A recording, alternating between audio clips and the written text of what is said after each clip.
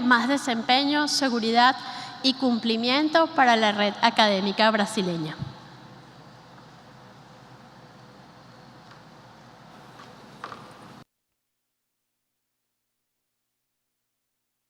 Olá. Hola, buenos días a todos. Les quería pedir que me ajusten aquí el cronómetro porque tiene 15 minutos, pero la presentación estaba prevista para 25 minutos, así que les agradezco si ajustan el tiempo. Mi nombre es Guilherme Roden, trabajo en la Red Nacional de Enseñanza e Investigación, RNP, que es nuestro proveedor de Internet a nivel académico en Brasil. Es una empresa que tiene más de 30 años y fue creada para proveer Internet a las universidades. Esta es la agenda de la presentación y vamos a abordar estos temas aquí. Vamos a hablar sobre el servicio de DNS que hemos desarrollado e implementado para nuestros usuarios, nuestras organizaciones usuarias.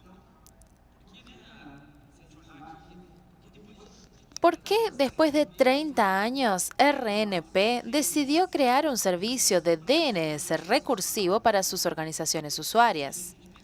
Entonces, si pensáramos en esto, por ejemplo, DNS es fundamental para el uso de Internet desde sus inicios. Desde hace más de 30 años se creó para facilitar la resolución de los nombres para las direcciones IP de Internet.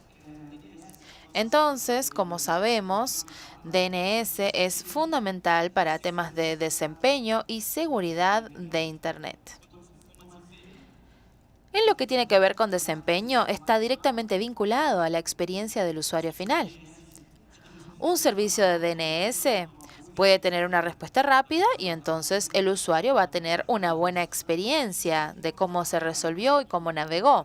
Pero si falla, el usuario va a tener una experiencia negativa cuando está utilizando ese servicio.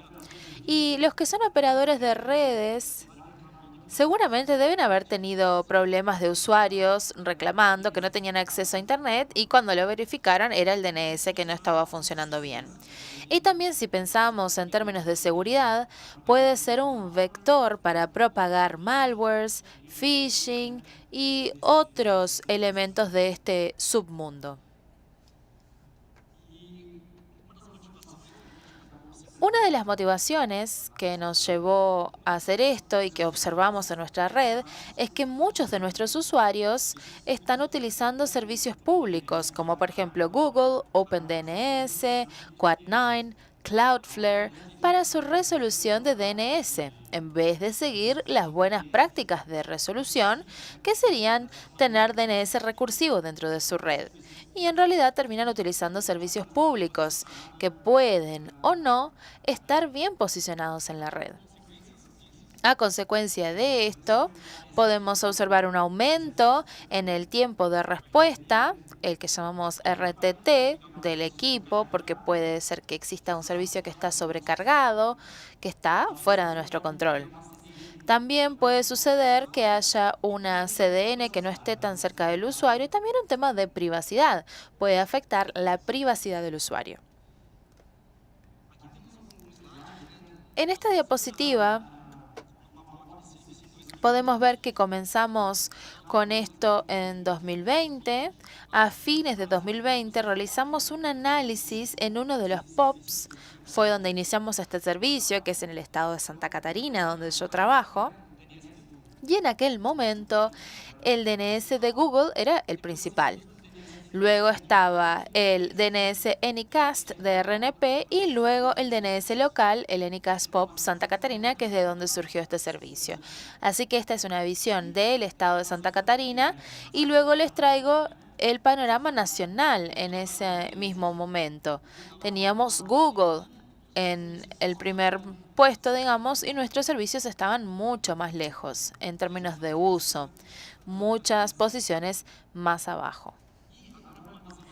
Y ahora entonces les traigo un panorama más actualizado del año 2025, en el que vemos que en Santa Catarina permanece similar. Tenemos servicios públicos como Cloudflare y OpenDNS que empezaron a aparecer un poco más, con un mayor nivel de uso de lo que veíamos en años previos. Y ahora les presento también el panorama nacional, en el que el escenario se ha mantenido más o menos. Y el servicio de RNP está creciendo gradualmente a medida que aumentamos la divulgación. Acá les presento otro análisis de datos, que es IPv4, IPv6 en todo el backbone. Y algo interesante es que el tráfico IPv6 del DNS es muy pequeño, solamente 1 o 2% en comparación al IPv4. Veamos entonces este servicio de DNS que nosotros lo llamamos EduDNS. Es un servicio de DNS Anycast recursivo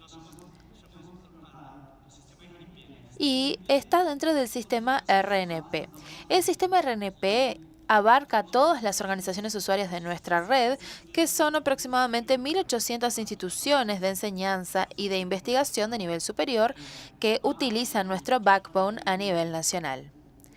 En este mapa podemos ver el backbone de RNP, que es multi-gigabyte.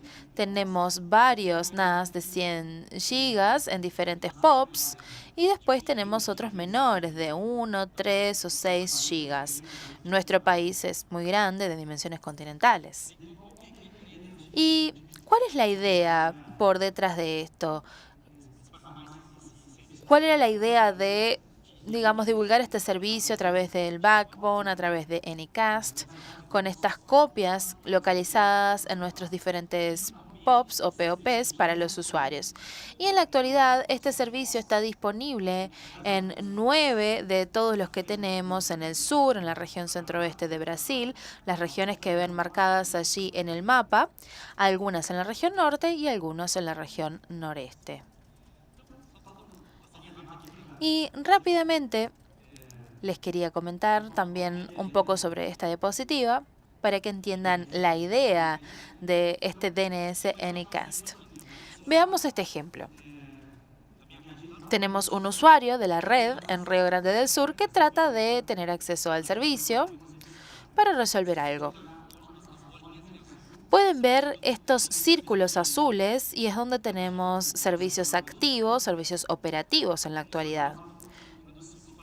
Un usuario realiza una consulta de DNS Anycast, llega al router de frontera de borde y va a responder directamente allí.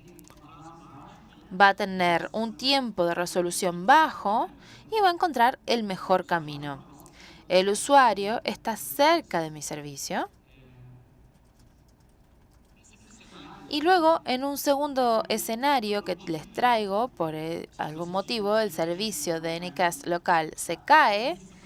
Y cuando llega la solicitud a ese enrutador, va a buscar una tabla de enrutamiento para ver cuál es el router más próximo. Vemos aquí que había caído y entonces realiza el enrutamiento a un POP adyacente. Ahí vemos que la latencia aumenta un poquito, pero que el servicio respondió adecuadamente.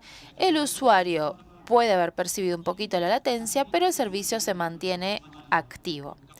Y aquí tenemos otro ejemplo que es lo que llamamos de caos controlado para los que operan estos servicios. Imagínense este escenario. Aquí prácticamente todos los servicios se cayeron y hay solamente uno que sigue estando activo. Así que cuando el usuario trata de acceder a este servicio, la tabla de enrutamiento lo va a conducir al router más cercano y luego lo va a redirigir al usuario. Y para los que operan estos servicios de Internet, deben saber que Anycast es muy interesante y es muy bueno en este sentido porque podemos resolver una crisis, podemos tener una recuperación más tranquila del servicio sin generar una falta de disponibilidad. En este caso va a empeorar la latencia, el tiempo de resolución, pero el servicio se va a mantener operativo. Veamos ahora algunas características. Nosotros hemos creado este servicio con estas características. El objetivo principal del servicio es ofrecer una mejor experiencia de uso para los usuarios de la red de IP. Red de IP es el nombre que le hemos dado a nuestra red, a nuestro backbone. La idea es que sea un servicio de alta disponibilidad. Entonces hay varias copias Anycast que están esparcidas por todo nuestro backbone y también nosotros hemos puesto copias en todos nuestros POPs. También el objetivo es que tenga baja latencia para que esté lo más cercano al usuario final. Utilizamos también la técnica de hyperlocal, que nos permite utilizar las copias de DNS raíz y colocarlas dentro de mi servicio DNS, lo que permite aumentar las consultas iniciales y evita la propagación de basura, digamos, a los servidores raíces. Entonces, si hay alguna máquina que tiene algún tema en un top-level domain que es inexistente, se va a quedar por ahí en nuestro servidor, no se va a propagar más allá del servidor. También realizamos la validación de DNSSEC, que es algo bastante común en la actualidad. También en este servicio hemos habilitado RPC, que son zonas responsivas, y podemos realizar manipulación de DNS en algunos casos especiales. Por ejemplo, si hay un mandato judicial para un bloqueo o si hay algo que se está propagando en la red, podemos intervenir cuando sea necesario. Nuestro CSIRT puede hacer esta acción. También tenemos logs de investigación con DNS-TAP, porque bueno, somos una red académica, así que utilizamos DNS-TAP para obtener extractos detallados de logs y de diferentes resoluciones, y también para diferentes aspectos legales que nuestra organización requiere. Tenemos registros del servicio y registros de las queries también. Y tenemos que recordar que este servicio está en conformidad con el Marco Civil de Internet y la Ley General de Privacidad, de datos privados. Y entonces, después de que tenemos todo esto, tenemos también una implementación automatizada. Utilizamos diferentes herramientas para facilitar nuestra vida. Es un servicio monitorizado y que está siempre con actualizaciones para implementar en el backbone. En esta figura pueden ver cómo hemos creado este servicio. No voy a ingresar a muchos detalles, pero el core, el núcleo de nuestro ambiente se basa en Bind 9, que es un servidor DNS de recursión, y lo utilizamos dentro de la infraestructura de Cast con el enrutamiento interno de los containers. Y tenemos Semaphore, tenemos Docker, y diferentes estadísticas a través de Grafana, obteniendo los datos de la API de Bind 9 para poder hacer algunos análisis. Hoy en día tenemos Ubuntu y estamos emigrando ahora para otros sistemas. La idea es tener sistemas que sean mutables, que nos permitan una mayor facilidad en nuestra implementación. Y aquí tenemos una imagen de cómo hemos construido este servicio y se basa más que nada en Docker. Tenemos contenedores o containers especializados y tenemos uno Anycast Router, tenemos también Anycast Forward y el cache recursivo. El Anycast Router es para la comunicación BGP con nuestros enrutadores y después el Anycast Forward es el que está dentro del ambiente donde nuestras direcciones Anycast se levantan para las consultas de los usuarios finales, y luego tenemos el cache o el cache recursivo, que es el responsable por resolver los dominios en Internet. El Anycast Forward tiene un nivel 1 en su interior y eso lo va a dirigir al cache recursivo para que pueda resolverse. Y aquí tenemos también el tema de la API de Bind para realizar el monitoreo. ¿Cómo armamos esto en nuestra infraestructura? Bueno, empezamos con las VMs, con las máquinas virtuales.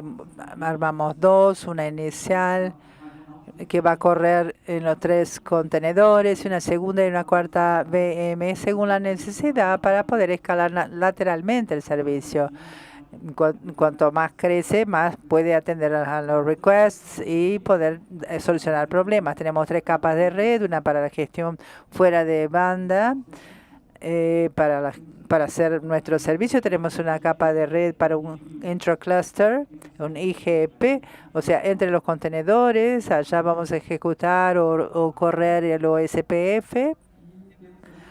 También tenemos otra interfaz que es el BGP, el EGP. Voy a correr las sesiones BGP con el backbone.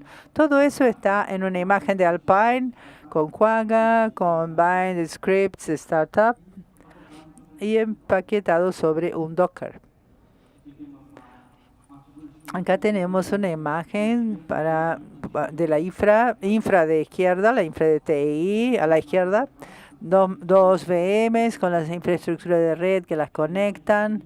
Tenemos la infra de TI conectada a la caja de producción en el borde. A la derecha tenemos la infraestructura de ruteo. ¿Cómo lo armamos? Entonces mi router virtual tiene una sesión BGP con un router de borde. En una VM separada, porque hacemos eso, una AS privado, porque nuestro AS público está en el backbone de nuestra red. Y nuestros usuarios se mantienen conectados por debajo de la capa de borde de nuestros POPs. ¿Cómo hicimos la automatización de todo ese flujo? Utilizamos tenemos 3 ambientes, es el estándar hoy en día, el dev, test, producción, dev para el desarrollo, cuando estamos testeando las soluciones, probando soluciones internas antes de ponerlas en la red. Después el ambiente de prueba es el ambiente conectado a los routers reales para probar antes de ir a producción, y después tenemos el ambiente de producción donde están realmente nuestros contenedores. Tenemos 2 proyectos en el laboratorio, de RNP. Uno es de automatización, cómo crear las recetas para que el Ansible configure todo el ambiente. Y el otro Git del mismo proyecto. O sea, 2 Gits tenemos. ¿Cómo armamos ese servicio de Ncast? La automatización hoy usa el semáforo. Antes usábamos el WX, pero por simplicidad, un tema de simplicidad, pasamos para esa otra herramienta que nos viene funcionando muy bien. Algunas estadísticas.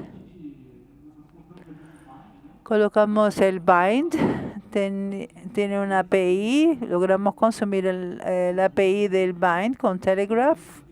Leemos los datos periódicamente y los insertamos en una base de flujo DB para movilización posterior. Acá tenemos Grafana. Si vemos las estadísticas de uso, buena parte de los usuarios de este servicio están en la región sur de Brasil y terminan llegando al Distrito Federal en Brasilia, la capital de Brasil. Así esto muestra la concentración de nuestros usuarios, de los usuarios de nuestros servicios hoy. Traje acá un poco de la idea o de las experiencias del usuario utilizando nuestros servicios. Tenemos una imagen de análisis de resolución DNS, RTT, los POPs del sur. Acá puse en naranja el POP de Río Grande do Sul, en la parte, en el sur de Brasil. Es un POP que está muy bien conectado en PTT.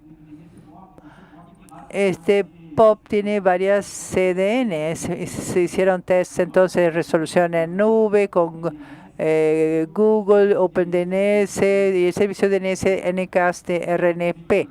Entonces, si miramos en Río Grande del Sur, en términos de tiempos de resolución y acceso a servidores DNS y a recurso resuelto, el resolver, todo tuvo resultados muy cercanos. tanto en el servicio de RNP como en los públicos. En Santa Catarina, que es el estado vecino del estado de Río Grande del Sur, no tenemos servicios de DNS, de CDN en esa localidad, en ese punto de intercambio de tráfico, ni siquiera en el backbone de RNP, nuestro POP que está allí en Santa Catarina. El atraso es un poco más lejano, de 4 a 10 milisegundos, pero el usuario final todavía tiene una experiencia interesante con el uso.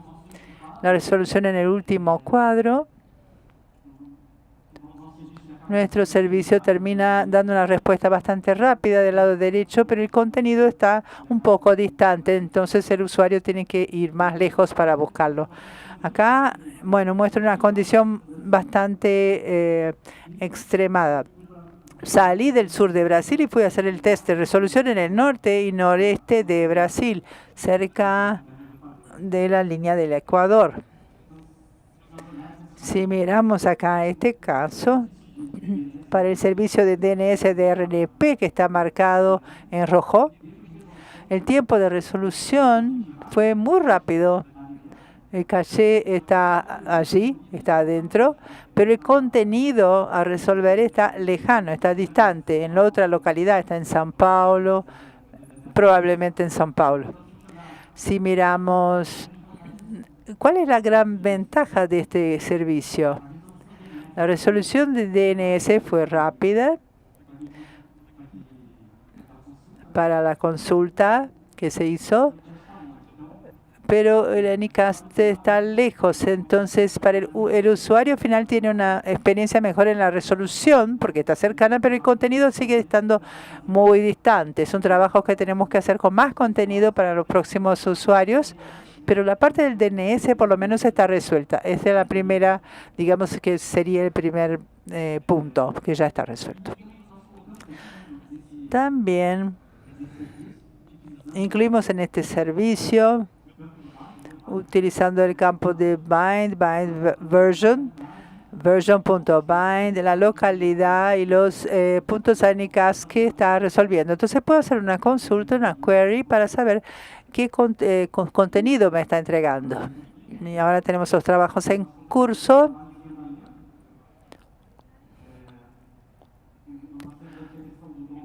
Hay un aumento en la privacidad del transporte. Ya se validó el año pasado el tema del DOT y DOH, DNS sobre TLS, DNS sobre HTTPS, para que los usuarios tengan más privacidad en el transporte, y vamos a desplegarlo este año en nuestro roadmap. Se nos encargó el desarrollo de un servicio autoritativo. Ahora es un servicio recursivo, con la idea de facilitar la entrega también para nuestros usuarios. Trabajamos con protección premio de seguridad. Tenemos unas investigaciones en curso también con la idea de evolucionar acá, y el aumento del MASH.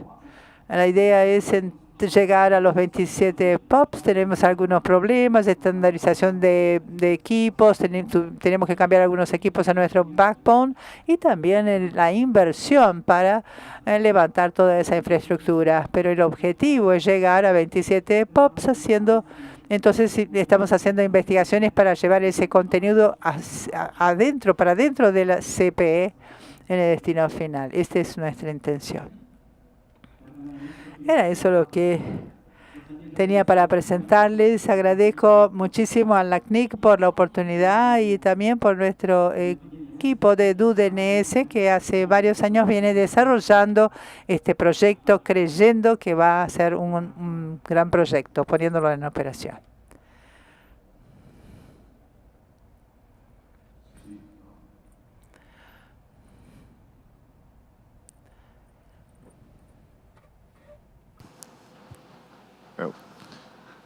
Esta es una pregunta remota que realiza Ernesto Pérez Esteves y dice, sobre el servicio KIN-DNS, ¿ustedes conocían de experiencias anteriores en la región?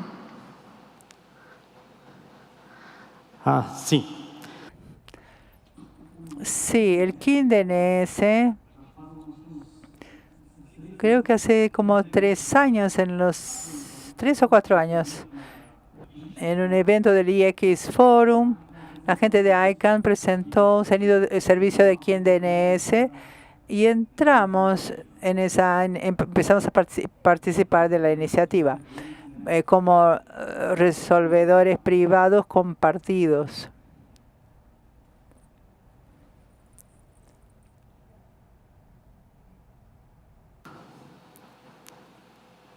Aló, aló, sí. Hugo Salgado de LACNOG. Bueno, primero que todo, felicitaciones por el tremendo trabajo de calidad mundial. Yo he visto desarrollos de DNS recursivo en ENICAS, pero este marca correcto todas las características que uno pudiera esperar. Además, la presentación muy buena, porque tuve varias dudas que me la iba respondiendo en el camino, así que... Pero solo tengo una pregunta para ti, si pudieras comentarnos cuál es la carga como administrativa de manejar un recursivo. Si existe este mito de que hay mucho trabajo diario de hacer excepciones para ciertos sitios. O sea, todos sabemos que hay ciertos servidores autoritativos de DNS que no se comportan bien y se piensa que el recursivo tiene que estar siempre haciendo excepciones y que es una tarea tediosa y compleja. Pero quería saber cuál es tu experiencia respecto a eso.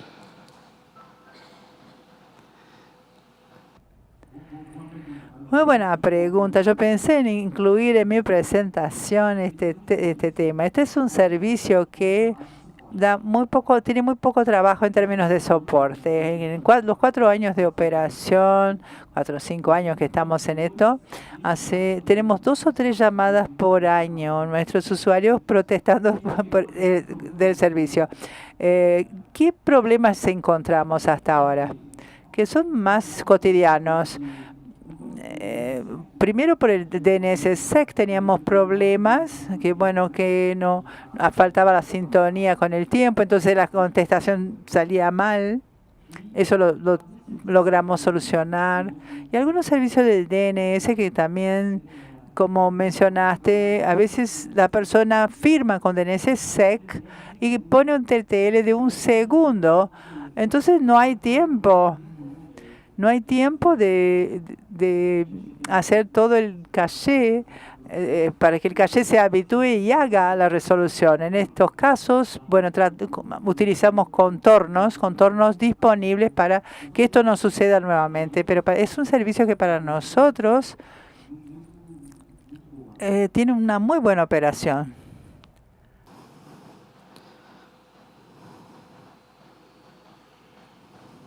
Parabéns, Guilherme, Felicitaciones, Guilherme, por tu presentación. Solo para corregir un error, yo no me presenté en la primera participación. Soy Henry Godoy de la Universidad Estadual de Campinas, Unicamp. Felicitaciones por el proyecto. Muy interesante. Me gustaría comentar que este proyecto, cuando mostraste las estadísticas de IPv6, más allá de que todavía son un poco tímidas, cuando entregamos un servicio de doble pila o dual stack, a veces la comunicación se da por DNS vía IPv4 y no por IPv6. A veces no entregamos IPv6 como DNS y la preferencia acaba siendo del IPv4, pero creo que con el tiempo eso va a cambiar. Cuanto más cerca el DNS del usuario, nos damos cuenta que la experiencia es mejor. Y una pregunta que me quedó: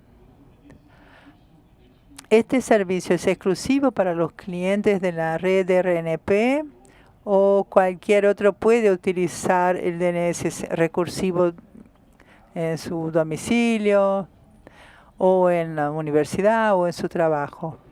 Muchas gracias.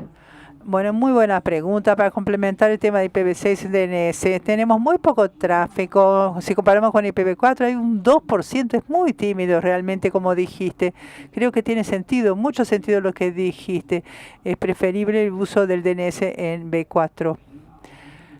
La otra pregunta, perdón, sobre el uso, si es estrictamente para RNP. El uso de este recursivo es para nuestros usuarios, o sea, todos los clientes a los cuales proveemos tránsito de Internet pueden utilizar el servicio. Los demás en la comunidad del mundo, bueno, no tienen acceso. Muchas gracias, felicitaciones.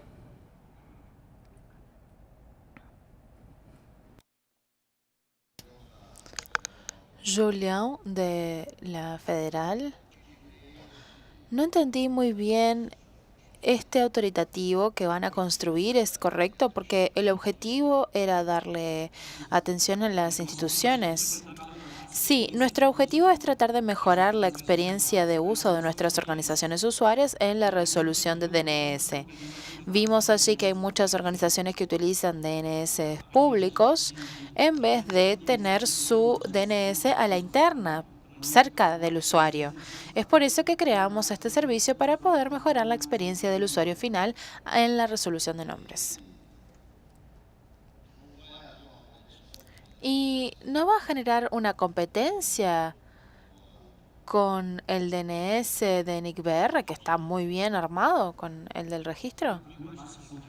Disculpa, está muy bajo el sonido, no estoy escuchando muy bien. Quería saber si no habría una competencia de este DNS autoritativo de ustedes con el DNS del registro de NICBR. No, en realidad el servicio de DNS autoritativo es una idea para la Universidad Federal de algún lugar para que en vez de tener una copia del DNS autoritativo puedan tener uno máster con el registro de la zona y nosotros les vamos a dar DNS slaves para que el cliente pueda tener una mejor disponibilidad dentro de sus servicios. En realidad nosotros no vamos a estar compitiendo con el registro BR porque nosotros estamos contribuyendo a ofrecer un mejor servicio de DNS a las organizaciones. Bien, gracias. A las órdenes.